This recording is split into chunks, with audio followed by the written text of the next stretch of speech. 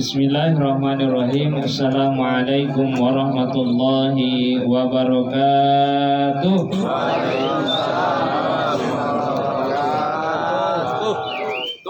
Alhamdulillahirabbil alamin. Wa bihi nasta'inu ala umuri dunya waddin. Wa sallallahu ala sayyidina Muhammadin wa ala alihi wa sahbihi ajma'in. Amma ba'du. Bapak Ibu yang dirahmati Allah Subhanahu wa taala, alhamdulillah pada kesempatan kali ini kita masih diberi kesehatan, kesempatan, keluasan rezeki oleh Allah Subhanahu wa taala, sehingga kita masih dapat mengayunkan tangan, melangkahkan kaki ke rumah Ahlul Bait, yaitu ke tempat Kang Deden, dan kita memohon kepada Allah Subhanahu wa taala mudah-mudahan hadirnya kita di sini dinilai ibadah oleh Allah Subhanahu wa taala. Amin ya Allah ya Rabbal alamin. Dan istimewa ini malam Jumat, karena Jumat ini tadi sudah disampaikan sedikit kalau berdoa insya Allah dikabulkan, seperti itu.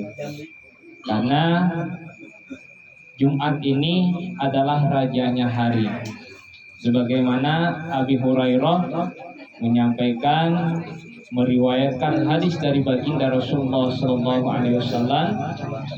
An Abi Hurairah radhiyallahu an qala Rasulullah sallallahu alaihi wasallam, inna yaumal jum'ati sayyidul ayyam hijjul fuqara wa idul masakin. Sesungguhnya hari Jumat itu adalah hari yang diistimewakan dalam seminggu, hari yang mulia dalam seminggu, rajanya hari dalam seminggu. Jadi hari Jumat itu adalah rajanya hari. Inna yaumal jum'ati sayyidul ayyam hijjul fuqara, hajinya bagi orang-orang yang fakir. Jangan disalahkan sebut, jangan dibilang hajinya bagi orang-orang kafir, jauh bedanya. Hijjul fuqara, hajinya bagi orang-orang yang fakir.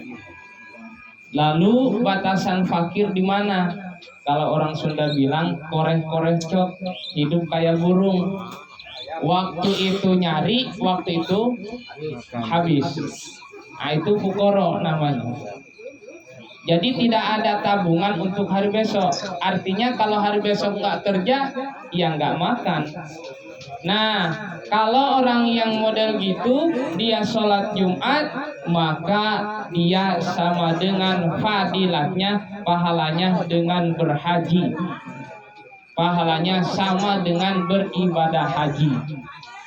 Hijjul fuqara wa idul masakin, dan aidnya bagi orang-orang yang miskin. Jangan mentang-mentang masakin, dibilang nanti pula idnya orang-orang yang masak pula ya. Wa idul masakin, dan aidnya orang-orang yang miskin. Ukuran orang yang miskin bagaimana? Kalau orang fakir kayak itu, kalau istilah orang tua zaman dulu, koreh-koreh cok, waktu itu nyari, waktu itu habis. Kalau orang miskin, ukurannya hari ini nyari, bisa nabung untuk hari besok. Artinya kalau hari besok dia nggak kerja, masih aman, masih bisa makan. Tapi saya kira kalau yang di sini tidak termasuk kepada orang yang miskin. Karena bisa terjadi di kamarnya udah beratus-ratus ribu, di rumahnya udah beratus ribu, bukan hanya ratus ribu, malahan juta, bahkan bisa mungkin puluhan juta. Dan tidak mungkin orang miskin punya Honda. Kalau di Kerinci ini dikatakan orang miskin, semiskin-miskinnya di Kerinci. Prediksi saya kalau di masjid, kalau membagikan zakat, semiskin-miskinnya orang Kerinci, HP 1, Honda 1. Itu miskinnya di kerinci. Berarti udah termasuk kaya kalau seperti itu. Soalnya kalau menurut para ulama, pendapat ulama, miskin itu hari ini nyari bisa nyimpen untuk hari besok. Artinya kalau hari besok nggak kerja masih ada uang untuk makan. Nah, kalau fukoro tadi hari ini nyari, hari itu juga habis. Kan gitu. Lalu bagaimana ini mungkin ibu-ibu bertanya, enak kali laki-laki nih bisa haji, bisa sholat Aid kan gitu. Ibu-ibu tak dapat. Bagi ibu-ibu ada ulama yang berpendapat bahwasannya ketika suami pulang dari haji pula, dari sholat Jumat, sediakanlah makanan, sediakanlah masakan yang enak. Makanya kalau di kampung saya, Pak Bu, suami pulang dari masjid itu tak boleh mampir ke tetangga. Kalau ibaratnya masjidnya di sini, rumah di sana, tak boleh mampir ke rumah tetangga yang lain. Kenapa? Kasihan istrinya. Kasihan kenapa? Tidak dapat fadilat, tidak dapat pahala daripada ibadah sholat Jumat. Maka ibu-ibu kalau ingin dapat pahala daripada sholat Jumat, maka silahkan sediakan makanan di rumah. Makanan sudah terhidang, minuman sudah terhidang. Insya Allah, bahkan keluarga pun makin rukun kalau seperti itu. Insya Allah. Tapi ini yang dibahas bukan ini sebenarnya. Selanjutnya salawat serta salam kepada baginda kita Nabi besar Muhammad sallallahu alaihi wasallam biqauli Allahumma shalli ala sayyidina Muhammad wa ala ali sayyidina Muhammad. Pas datang ke sini saya kaget. Pertama jamaahnya luar biasa banyak. Padahal ini termasuk agak jauh dari sana. Biasanya kalau agak jauh nih agak sedikit orangnya. Kangen berarti ya. Yang kedua kaget dengan penampilan ibu-ibu. Ada ketukan yang lebih bervariasi dalam salawatnya. Alhamdulillah. Ibu-ibu berarti semakin semangat ketika belajar rohnya. Biarpun saya tidak pernah melihat pelatihannya, ketukannya ada yang lain. Mudah-mudahan ibu-ibu semakin istiqomah. Amin ya Allah ya Rabbal alamin. Mudah-mudahan sekali lagi sholawat kepada baginda Rasulullah Sallallahu Alaihi Wasallam. Kita bersalawat yuk, karena kata baginda Rasulullah Sallallahu Alaihi Wasallam, man shalla alayya wahidatan, sallallahu alaiha asra. Barang siapa yang bersolawat kepadaku satu kali, maka Allah Subhanahu Wa Taala bersolawat kepada orang tersebut sebanyak 10 kali. Cukup ya satu kali, maka Allah bersolawat kepada kita 10 kali. Sallallahu ala Muhammad, sallallahu alaihi wasallam, sallallahu ala Muhammad, sallallahu alaihi wasallam. Yuk kita sekali lagi kompak. Sallallahu ala Muhammad, sallallahu alaihi wasallam,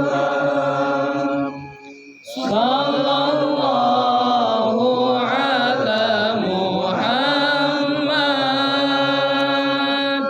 sallallahu alaihi wasallam. Mudah-mudahan sholawat kita disampaikan oleh Allah kepada baginda Rasulullah Sallallahu Alaihi Wasallam, dan mudah-mudahan kita semua termasuk kepada umat baginda Rasulullah Sallallahu Alaihi Wasallam yang mendapatkan syafaatul uzma di akhirat kelak. Amin ya Allah ya Rabbal alamin. Kalau udah keluar berarti selesai nih ceramah. Tanya jawabnya belum? Snack sudah keluar berarti selesai ceramahnya. Bapak Ibu yang dirahmati Allah Subhanahu wa taala. Kita lanjut. Bu, Pak, saya mau bertanya sedikit aja. Pernah nggak kita ketika suatu waktu pernah terjadi nggak pada diri kita susah sekali untuk bersyukur kepada Allah Subhanahu wa Ta'ala? Pernah belum? Pernah. Bahkan mungkin bisa hidup terasa hampa, banyak keinginan yang tidak tercapai. Pernah atau tidak? Pernah. Tapi jangan dibilang sering. Kacau kalau dibilang sering.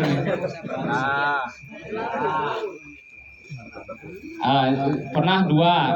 Yang ketiga, pernah nggak ketika mendapat nasihat dari istri umpamanya, dari suami, dari orang tua, dari saudara, dari kawan, bahkan ketika kita mendapatkan nasihat dari guru merasa digurui, pernah atau tidak? Astagfirullahaladzim. Ini pernah tahu. Bapak Ibu yang dirahmati Allah Subhanahu wa Ta'ala, kalau itu terjadi pada diri kita, maka kita harus hati-hati. Kan langsung rehe. Kenapa? Karena bisa terjadi waktu itu kita terjangkit dengan penyakit qaswatul qalbi. Betul Pak Ustaz itu. Betul. Apa itu qaswatul qalbi? Hati yang keras. Bersyukur kepada Allah Subhanahu wa Ta'ala susah, dinasehati oleh orang lain, merasa dinasehati, merasa diajari oleh orang lain, sombong, punungan deh. Bapak sama Bapak Urang Ustaz. Apa itu punungan? Mutung atau mutung tuh? Meraju. Nah, sewot. Hati-hati, waktu itu kita sedang terserang penyakit qaswatul qalbi. Apa itu qaswatul qalbi? Hati yang membatu, hati yang keras.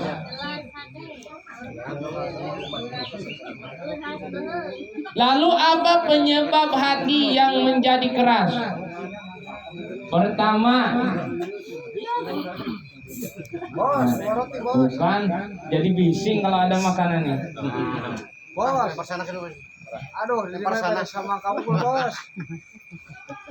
Lalu apa yang menimbulkan hati menjadi keras? Yang pertama, yang menyebabkan hati kita keras karena banyak dosa kepada Allah Subhanahu wa Ta'ala, dan dosa itu tidak diakhiri dengan bertobat kepada Allah Subhanahu wa Ta'ala.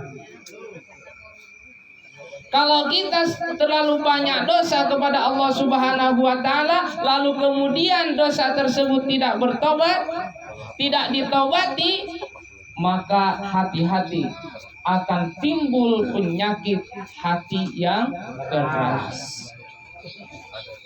Apa dasarnya Ustaz? Karena begini, kata baginda Rasulullah Shallallahu Alaihi Wasallam, setiap anak Adam yang melakukan kemaksiatan, yang melakukan dosa, yang melakukan kesalahan, setiap melakukan satu kesalahan, setiap melakukan satu dosa, akan ditorehkan tinta hitam di hatinya. Jadi satu dosa, satu tinta hitam. Dua dosa, dua tinta hitam di hatinya. Tiga dosa, tiga tinta hitam di hatinya. Kalau diumpamakan ini gelas aqua diisi dengan pasir satu tanpa dibuang, pasir penuh atau tidak? Penuh. Saking banyaknya maka tertutuplah hati kita. Kalau sudah tertutup hati kita, maka nur keimanan, cahaya keimanan tidak akan masuk ke dalam hati, susah masuk ke dalam hati. Hidayah petunjuk dari Allah Subhanahu wa taala akan sulit masuk ke dalam hati. Kenapa? Karena banyak dosa. Astaghfirullah Rabbal baraya. Astaghfirullah minal khataya. Astaghfirullah Rabbal baraya. Astaghfirullah minal khataya.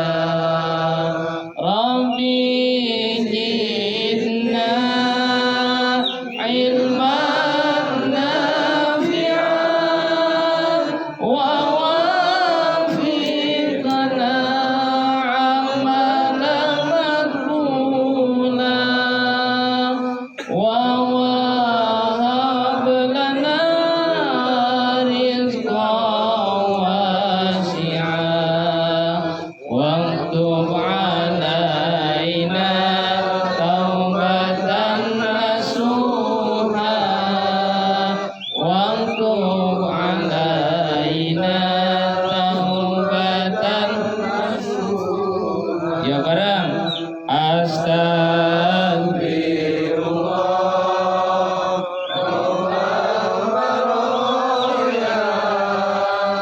astagfirullah minal khataya. Nah, kalau kita banyak dosa, perbanyaklah beristighfar kepada Allah Subhanahu wa taala. Kembali ke laptop. Jadi kalau kita banyak dosa, maka seringlah bertobat kepada Allah Subhanahu wa taala. Kenapa? Karena kalau hati tadi itu sering ditorehkan tinta hitam, ketika diakhiri dengan bertobat, maka tinta hitam akan dihapus oleh Allah Subhanahu wa taala.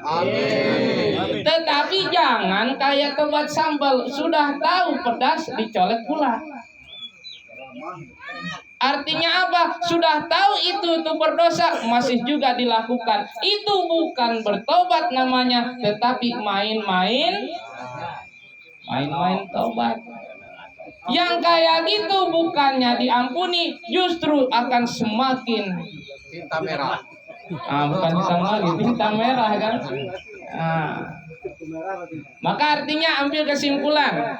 Yang pertama, orang kenapa hati kita membatu? Karena banyaknya dosa yang tidak diakhiri dengan bertobat kepada Allah Subhanahu wa taala. Lalu yang kedua, apa yang membuat hati kita membatu? Yang kedua yang membuat hati kita membatu adalah kebanyakan makan. Makan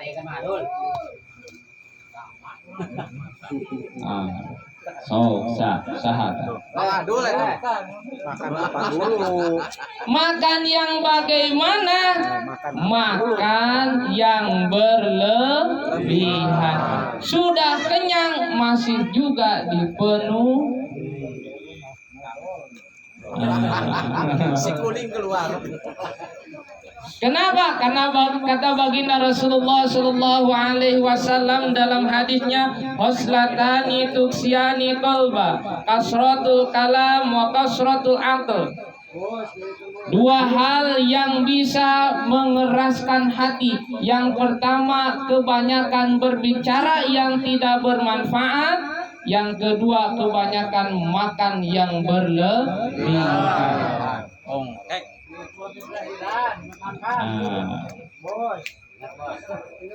Maka kalau Ibnu siapa? Kedokteran pertama dari Islam tuh Ibnu Sina mengatakan, aturlah pola makanmu. Kenapa? Karena Kebanyakan penyakit timbul dari makan yang tidak beraturan. Makan bagian anak yatim piatu mau lupa. Komo deh malah makan punya anak yatim piatu, lebih bengkak. Lebih parah. Maka Sayyidina Umar menyampaikan kepada kita, apa kata Sayyidina Umar? Aturlah pola makanmu, aturlah nafsumu mulai dari pola makan. Kenapa? Karena kalau kamu tidak mampu mengatur pola makan, tidak bisa mengatur nafsumu mulai dari pola makan, bagaimana mengatur nafsu dari hal yang lain yang lebih membahayakan? Karena nafsu makan ini tidak begitu membahayakan, yang lain lebih membahayakan. Tetapi kalau kita tidak mampu menahan nafsu dari makan, maka peluang besar tergelincir dari hal-hal yang lainnya yang selain makan. Bapak Ibu yang dirahmati Allah Subhanahu wa taala. Kita singkatkan, lumayan udah 25 menit juga rupanya. Yang ketiga, yang membuat hati membatu adalah kebanyakan berbicara yang tidak bermanfaat. Terutama ngadu dong. Lato-lato. Aduh ayam komo.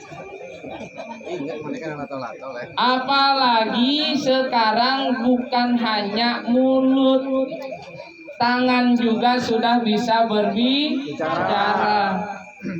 Tik, share. Di share pula sama kawan. Yang akhirnya berantem kawan sama kawan. Belum weh. Udah disebut ya kamu. Udah kenyataan. Kenyataan. Ulah tangan yang tertutup.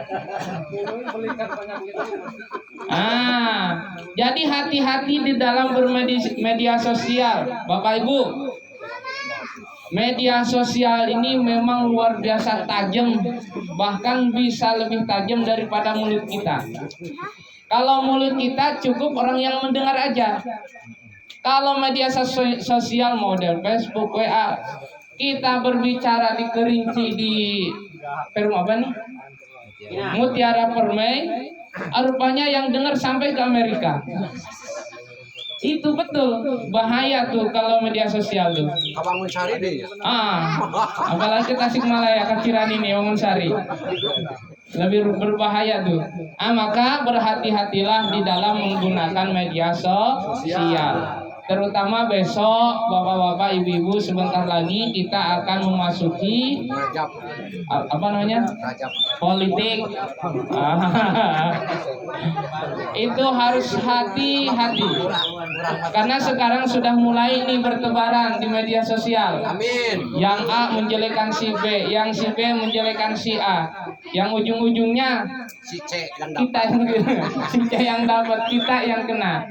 Maka berhati-hati, jangan sampai main share tidak jelas, main terima, disaring dulu. Kalau kira-kira bermanfaat, silahkan dibagikan. Kalau kira-kira ini kalimat membuat adu domba orang lain, maka stop, kalau perlu dihapus. Bapak Ibu yang dirahmati Allah Subhanahu wa taala, mungkin itu yang bisa saya sampaikan. Mudah-mudahan ada guna dan manfaatnya. Terakhir, mari kita tutup dengan doa. Mudah-mudahan doa kita dijabah oleh Allah Subhanahu wa taala. Amin ya Allah ya rabbal alamin. A'udzubillahi minasyaitonir